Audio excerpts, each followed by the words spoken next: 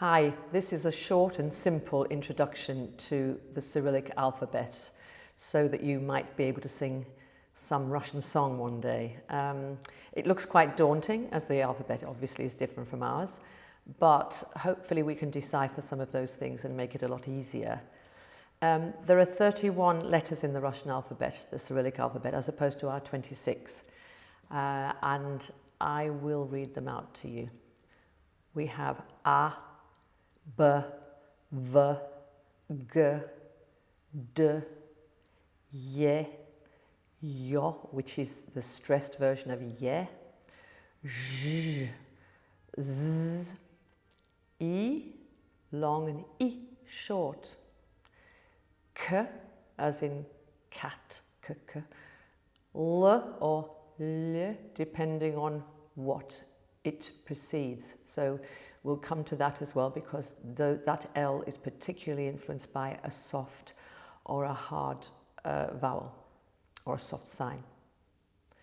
M, N, O, P, R, S, T, U, a really pure U, as in, if you watch The Crown, Claire Foy is saying, "Do sit down, Prime Minister."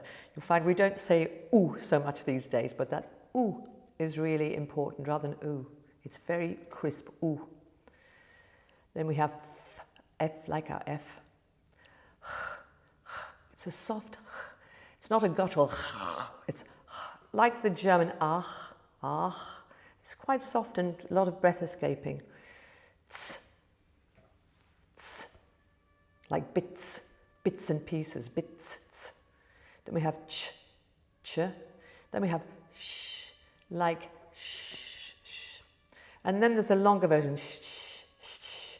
But that often just fuses into sh when you say it. Then we have the obsolete hard sign, which looks like a lowercase b with a line on the top. That isn't used very much now, but I'll come to that. The 61, the next one, is the hard version of E. It's I, I, I. It's quite sort of guttural, but when we sing, we modify it quite a lot. But it's good to know it's I. Then we have the soft sign, which is really important in how it affects the consonants. That one that looks like the lowercase b. That, especially on the L, we'll come to that again, I talked about that. The L is really affected by that soft sign. Then we have an E that looks like the reverse of ye. E is the hard E as opposed to ye. So we've got E. Then we have you, and then we have ya. And they're the softer vowels. So let's talk first about those soft vowels. Ye, yo, yi, you, and ya, and the soft sign as well. Now, it's the vowel, the consonant rather, that affects the most is the L. So we have that l in hard, the hard L, l, which sounds like some Lancashire L's, l, or how we think of a Russian, very like that, very, very hard and very dark. But actually, Russian is not really that much like that. But when you soften the L, when the L is followed by this soft sign in particular, or that ya vowel, it becomes very different. It's le. So the L, the tip of the tongue, is right behind those top teeth. Le. And you can feel a little bit of a intrusive ya there, a ya, la. If you're saying ya with the followed by the ya, there's a little y in there, but don't make it too strong. La. And it's the same with the you. Lu. It's not liu, it's lu. So there's just a little bit of there. There's a famous, lovely phrase, "I love you, ya lu blu tibia, ya lu blu," not ya liu bliu, So that's a finer point, but it's important not to overdo it, just have a little hint of that ya in there. So the soft sign also affects other consonants. So we have the N.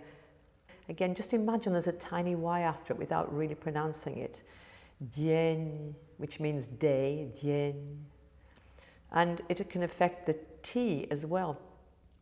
So the infinitive of the verb to give is dat, dat. So you get that bit of aspiration after the T, dat. The infinitive of the word to be, buit, buit, just affected by that soft sign, you see. Then let's give some examples of the L, the soft L. The word for April is April, April. So you get just at the end, rather than April, April.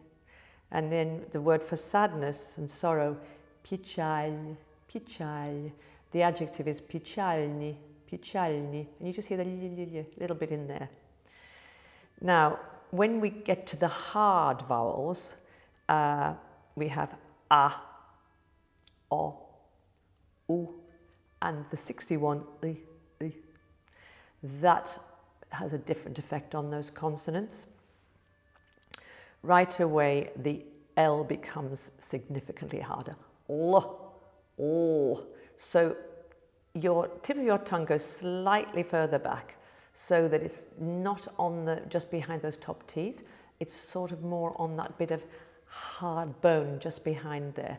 L. And you can feel that there's a bit of compression at the back of the throat. Will, l, l. He was on will, on will. So that one is really different, but we've got to be careful to make sure we get the difference between the l and y. That's a really important one, and it's probably one of the biggest mistakes people make, not differentiating between those two things. So if an N is without that soft sign, so it just ends, so we've got a word like son, which means sleep. It's son, not son, son, because there's no soft sign after it. The T, when it doesn't have a soft sign, is not so aspirated. So the word for a tomcat is kot, not koch, kot.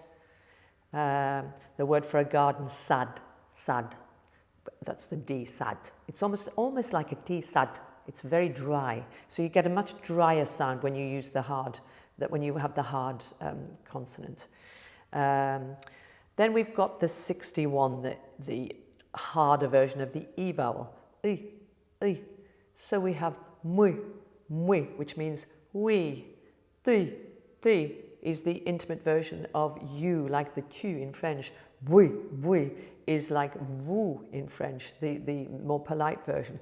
Oui, oui. So you've got mui, ti, oui, rather than me or we or ti. It's much more it's a bit darker. But when we sing, we don't have to overdo it. We can still modify a bit so we get a lovely forward sound. I'll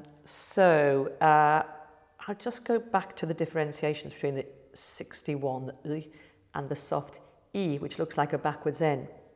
So I said we have mui and ti. So when we have the verb to drink, pit, pit, that's a soft one, not brut, but pit. Siagne, that's a sort of shining, siat, to shine. It's much softer, the E on that one. And finally, when we have the 61 or the soft E followed by the short E, that's an adjectival ending, and it will always be that. So when you see that, you'll know it's an adjective. So you'd have sini, which means blue, sini, but you'd have pichalni, which is a harder one, which is followed with the 61, pichalni. So there are those differentiations. That sort of covers most of what I wanted to say. Yes, Russian can be very complicated, but this is a first step, and I hope that helps you and whets your appetite to sing Russian song.